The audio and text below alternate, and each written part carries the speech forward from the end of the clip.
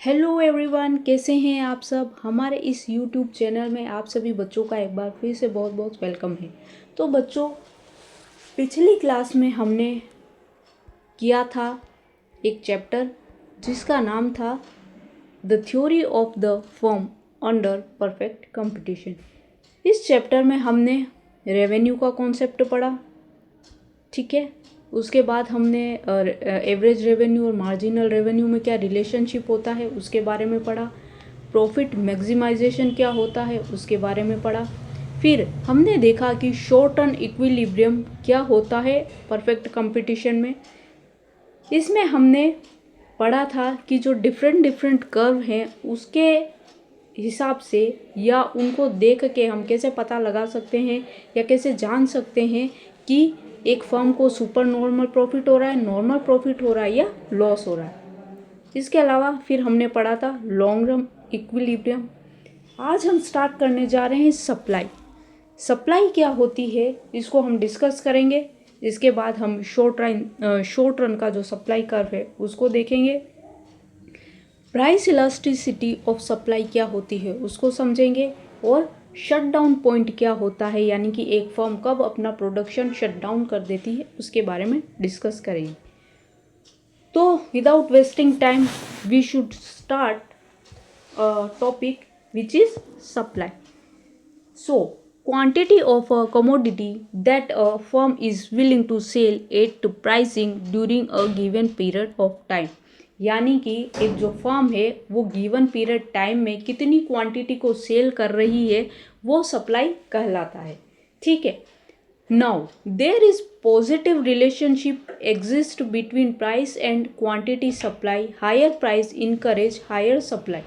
Okay, तो यहाँ पे क्या दिखाई दे रहा है कि जो रिलेशनशिप है किसमें, प्राइस और क्वांटिटी सप्लाई में, वो पॉजिटिव है। यानी कि जब प्राइसेस ज़्यादा होंगे तो सप्लाई की जो क्वांटिटी है वो ज़्यादा होगी।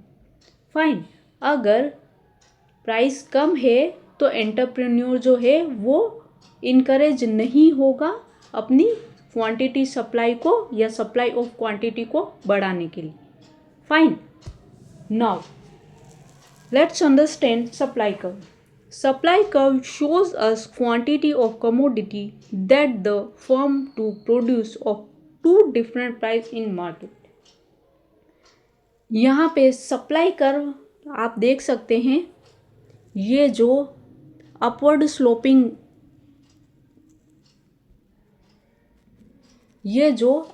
स्लोपिंग आपको कर्व दिख रहा है ये सप्लाई कर्व कहलाता है।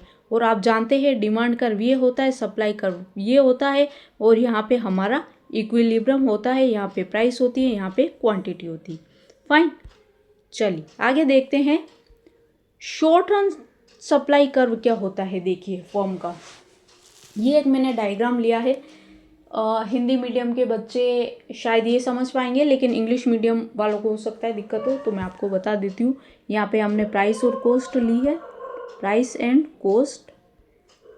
ये है यहाँ पे एवरेज वेरिएबल कॉस्ट, ठीक है। ये है शॉर्ट रन एवरेज कॉस्ट, और ये है यहाँ पे शॉर्ट रन मार्जिनल कॉस्ट, ठीक है। यहाँ पे आप क्या देख रहे हैं कि ये वाला कर्व क्या है, ये वाला कर्व है शॉर्ट टर्म एवरेज कॉस्ट या शॉर्ट रन एवरेज कॉस्ट। ये वाला जो कर्व है ये है एवरेज वेरिएबल कॉस्ट, और ये वाला जो कर्व है ये क्या है, शॉर्ट रन मार्जिनल कॉस्ट। सो हम देख रहे हैं कि इसका जो सप्लाई कर्व क्या होता है शॉर्ट रन में एक फर्म का। सो सप्लाई कर्व होता है जो एवरेज वेरिएबल कॉस्ट का लोएस्ट पॉइंट है। ये एवरेज वेरिएबल कॉस्ट का क्या है, यहाँ पे लोएस्ट पॉइंट है। यहाँ से ऊपर जो मार्जिनल कॉस्ट कर्व जा रहा है that is supply curve of a firm, ठीक है। समझे बात को, कौन सा सप्लाई कर्व है फिर से बता देती हूँ।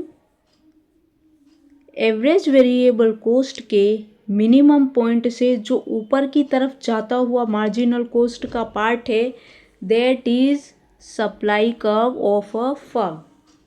फाइन, समझ गए आप? सिंपल है ना? चलिए आगे देखते हैं। Price elasticity of supply. अब प्राइस इलास्टिसिटी क्या होती है? Percentage change in quantity of supply divided by percentage change in price. इसको कहा जाता है क्या? Price elasticity of supply. यहाँ पे आप ये देख सकते हैं formula, change in quantity divided by quantity multiply by price and change in price. इससे हम कैलकुलेट करते हैं प्राइस इलास्टिसिटी क्या है सप्लाई की। फाइन, चलिए आगे देखते हैं शट डाउन पॉइंट क्या होता है। कोई भी फर्म अपना प्रोडक्शन कब बंद कर देती है? अ firm can shut down their production when price is less than average variable cost. अब ये तो हो गया थ्योरी वाला पार्ट कि भाई हमें पता है कि जब किसी फर्म का जो प्राइस है वो एवरेज वेरिएबल कॉस्ट से भी कम हो जाता है तो वो अपना प्रोडक्शन बंद कर देते हैं, है ना? सेम वही जो लास्ट डायग्राम मैंने आपको समझाया था उसी से हम इसको समझ लेंगे। ये आपको पता है ये है सप्लाई कर्व, है ना? या आप इसको कह सकते हैं ये है short run marginal cost curve, ये है short run average cost curve, ठीक है, और ये है एवरेज वेरिएबल कॉस्ट कर्व। अब हमें क्या देखना है कि शट डाउन पॉइंट क्या है। यहाँ पे आप क्लियर देख पा रहे हैं price and average variable cost. तो हमें देखना है प्राइस और एवरेज वेरिएबल जो कॉस्ट है उसका रिलेशनशिप क्या है। तो ये जो एवरेज वेरिएबल कॉस्ट है यहाँ पे ये इक्विलिब्रियम है यानी नॉर्मल प्रॉफिट है, ठीक है, यहाँ पे नॉर्मल प्रॉफिट है। लेकिन अगर किसी फर्म की प्राइस यहाँ आ जाती है, ठीक है, ये प्राइस लाइन है, प्राइस लाइन अगर यहाँ आ जाती है और एवरेज वेरिएबल कॉस्ट कर्व यहीं रहता है, यानी एवरेज वेरिएबल कॉस्ट को प्राइस लाइन टच नहीं कर रही है, तो ये जो पॉइंट है ये वाला जो इनके बीच का डिफरेंस है वो ही ये बताता है कि अब प्रोडक्शन को बंद कर देना चाहिए क्योंकि प्राइस जो है वो एवरेज वेरिएबल कॉस्ट से भी नीचे हो चुकी है। So a firm can shut down their production when price is less than average variable cost. जब एक फर्म की जो प्राइस है वो एवरेज वेरिएबल कॉस्ट से भी कम हो जाती है उस केस में कोई भी फर्म अपना प्रोडक्शन बंद कर देती है। फाइन, चलिए आपका जो ये चैप्टर है इसका सेकंड पार्ट भी कंप्लीट हो चुका है क्योंकि थोड़ा सा ही पार्ट इसमें बचा था तो मैंने आज आपको वो कवर करा दिया।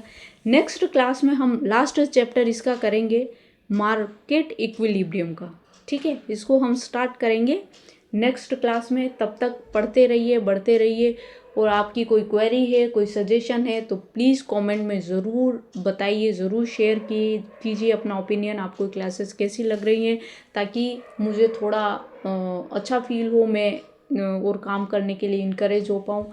मिलते हैं अगली क्लास में। Thank you so much.